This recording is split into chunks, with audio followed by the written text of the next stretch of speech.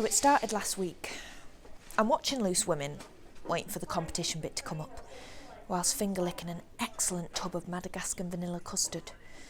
It's mid-lick when I realise, Simon, he's hexed me. He's placed a curse on my libido. It's gone. It's completely gone. And you know how I know? Because when me and Simon were together, I wanted to fuck every man I met. Except him.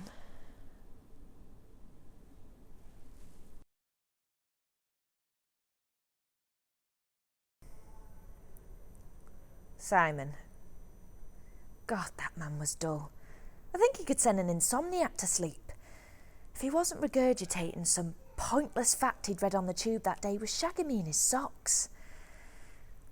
He did this really annoying thing in bed where he liked to explain what he was about to do before he, did it. Rosie, I think I'm going to go on top now. I'm going to touch your breast now, Rosie. Rosie, I'm coming in a minute. I mean, I'm all for communication in a relationship, but I've never wanted to rip the sock off one of his hobbit feet and shove it in his gob maw. I told him frankly, Simon, I'm bored of your descriptive lovemaking. So he introduces a game of Simon Says to the proceedings. No, not the game he plays as a kid in the playground. That would have been more fun. No, it's his idea of dominating role play or something. But he'd only end up coming too quickly and apologising profusely, so Simon Says Sorry was far more like it. I was so sexually frustrated towards the end, I caught myself eye-fucking an old man eating a sausage roll on the tube. Flakes of pastry just crumbling down onto his top as he slobbered it between his chops. Like dandruff, but from his mouth.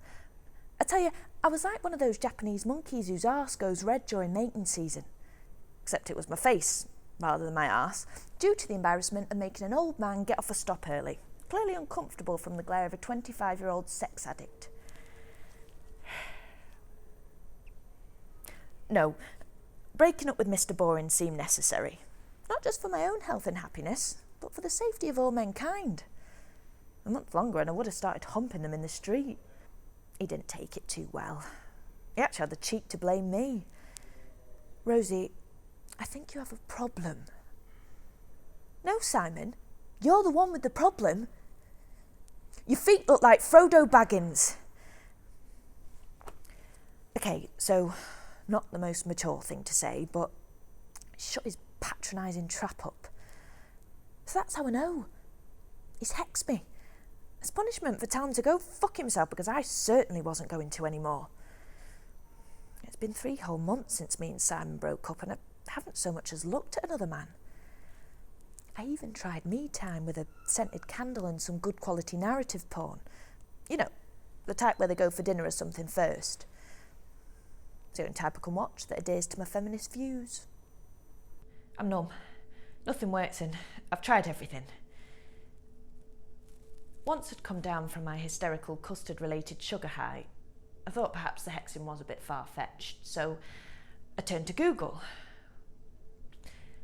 I'm going through the menopause and some sort of really fucking early one at that. Useless cow. So what you're saying, Rosie, is that your libido has somewhat wilted, and that you think you're going through the menopause, or that your boyfriend has placed a curse on you? Yeah. But minus the wilting bit, because I'm not a flower. I'm a 25-year-old woman at the height of a sexual peak, and 3 months ago, I wanted to fuck an old man eating a sausage roll. So clearly something's wrong.